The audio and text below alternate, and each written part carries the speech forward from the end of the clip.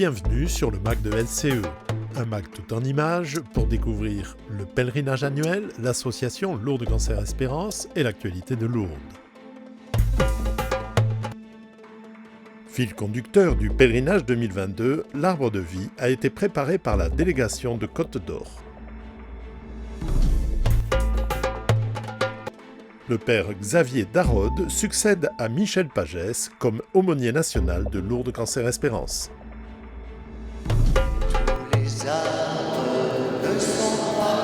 Le fil conducteur des célébrations du pèlerinage était un bel arbre, symbole de la vie.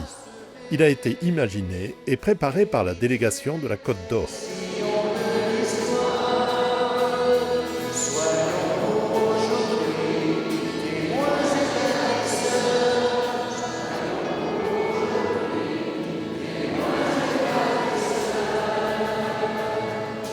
C'est à Dijon, au cœur de l'atelier d'un membre de la délégation, que Jacques Brun et son équipe technique ont mis au point l'arbre de vie, en réalisant une maquette au 10e.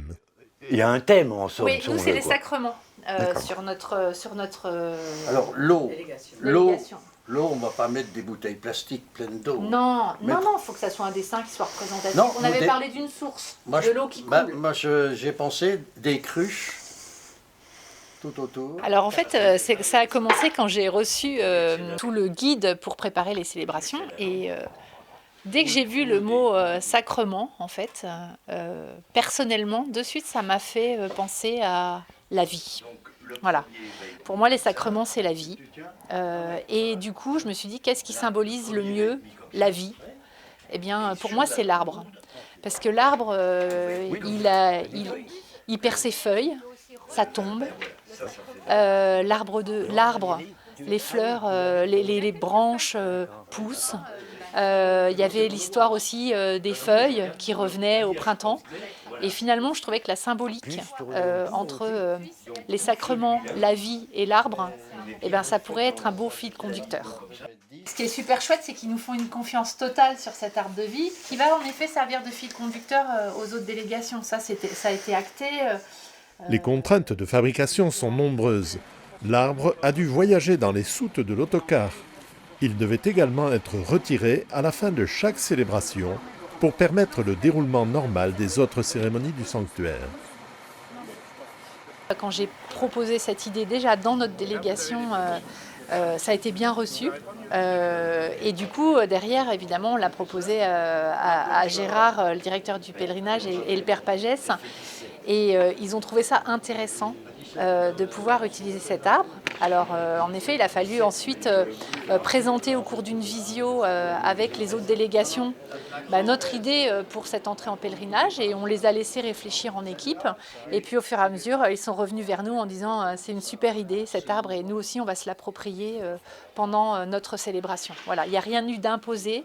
Ça s'est fait en jouant collectif, en expliquant chacun dans nos délégations, dans nos équipes. Et je trouve que finalement, c'est ça aussi qui est beau dans cet arbre de vie, c'est qu'on a réussi tous ensemble, sans forcément tous se connaître, sans s'être encore vus, puisque cet arbre, il s'est finalisé à Lourdes lors de l'Assemblée Générale et de la rencontre des équipes qui vont animer le pèlerinage. Et voilà, rien que ça, ce projet collectif à distance, je trouve que c'est une belle réussite. Ou on peut faire comme ça. Non, moitié-moitié. Ou comme ça. Moitié-moitié. Préparer une célébration est un acte fédérateur pour une délégation.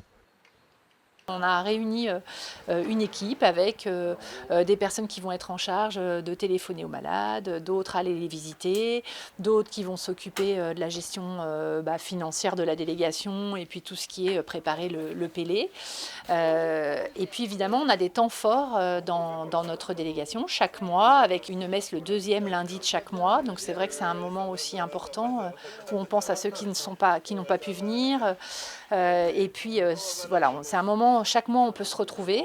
Et puis, il y a 2 temps forts dans l'année, des journées d'amitié qui sont au moment de la galette des rois, où on fait une messe à l'église Sainte-Jeanne d'Arc à Dijon, avec les frères oratoriens, dont un est visiteur et aumônier du centre Georges-François Leclerc, où nous visitons, où nous avons les malades du cancer. Donc ça, c'est important. On a réussi à tisser un lien.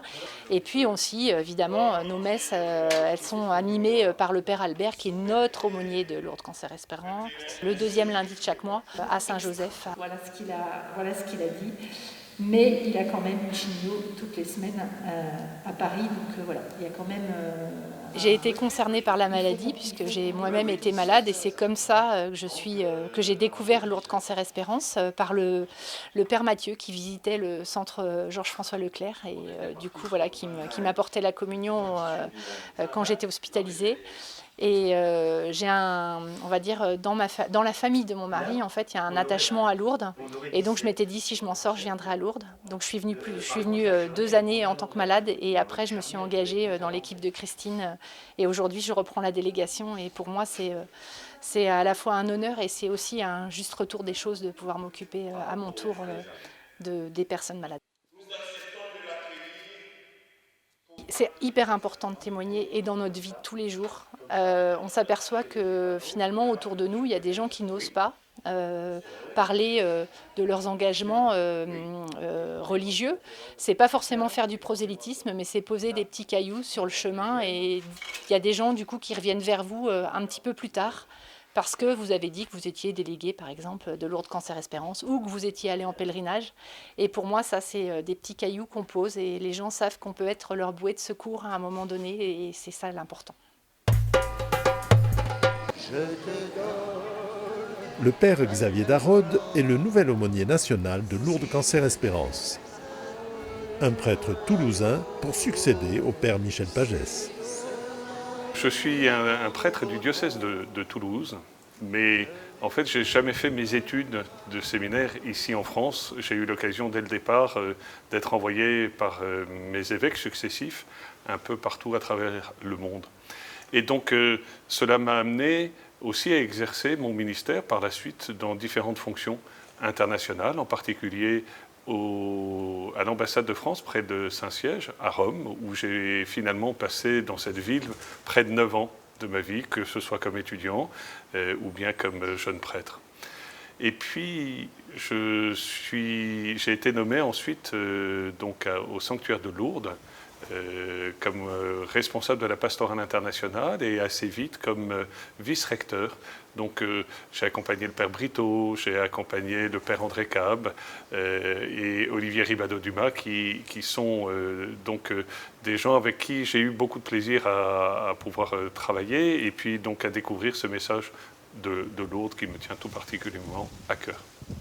Dans mes fonctions donc à Lourdes, j'ai eu l'occasion de côtoyer un certain nombre de pèlerinages. Je ne pouvais pas rester insensible, notamment parce que Lourdes est un haut lieu de guérison. Et donc, dans ma vie personnelle, pour ma part aussi, j'ai été confronté à la maladie, que ce soit à titre justement personnel, puisque j'ai été double traumatisé crânien, j'ai dû réapprendre à marcher, réapprendre à parler. Donc ce sont des longs mois dans lesquels j'ai dû vivre cet apprentissage de la souffrance et de la dépendance. Et peut-être que cela m'a préparé pour accompagner par la suite mes parents, que j'ai accompagnés jusqu'à la fin. L'un et l'autre ont été victimes du cancer. Et donc ça a été un long pèlerinage, mais plein de joie, plein d'espérance et plein d'affection. Donc Lourdes, justement, a été un moment important. Et donc, du coup, ce pèlerinage de LCE, mes familiers, en tout cas, j'ai toujours eu pour LCE une amitié particulière et une affection parce que je m'y retrouvais bien. Et j'apprécie beaucoup tout ce qui a pu être fait par les équipes précédentes.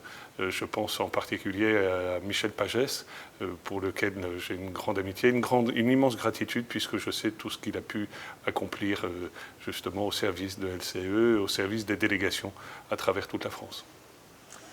L'espérance est quelque chose qui m'a toujours habité, parce que Même lorsque je ne pouvais plus bouger, et lorsque j'étais cloué sur mon lit, il est évident qu'il y a des jours où on baisse les bras, mais j'ai toujours eu la chance d'avoir aux côtés de moi des gens qui croyaient, qui espéraient, qui avaient cette espérance pour moi lorsque je ne l'avais plus. Et surtout, c'est une espérance qui s'ancre dans une expérience profonde de foi et de vulnérabilité.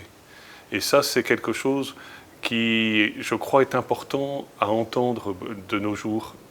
Du coup, si vous voulez, c'est ce que je voudrais faire vivre aussi dans mon ministère et dans mon témoignage. Je ne suis pas là avec de grandes idées de changement ou de bouleversement. Je veux simplement mettre au service de ce pèlerinage que j'aime beaucoup, mon expérience, mon histoire, et puis que nous puissions cheminer ensemble dans cet apprentissage justement de la miséricorde. Parce que l'espérance, elle est faite aussi d'une tendresse, d'une miséricorde envers soi-même et envers les autres. On n'est pas là pour être jugé, pour se juger, mais au contraire pour pouvoir chercher ensemble un sens à notre existence. Et lorsque on est confronté à la maladie, cette question-là devient encore plus prégnante. Et donc cette petite fée espérance, cette vertu cardinale, eh bien, elle est d'autant plus importante de pouvoir la cultiver. Je crois qu'à Lourdes, c'est le lieu de pouvoir l'expérimenter. Quand on voit la générosité des uns des autres, quand on voit l'engagement des chapelains, du sanctuaire, quand on voit le courage des malades, quand on voit la détermination de ceux qui les accompagnent jour et nuit, c'est là où on reprend espoir, justement.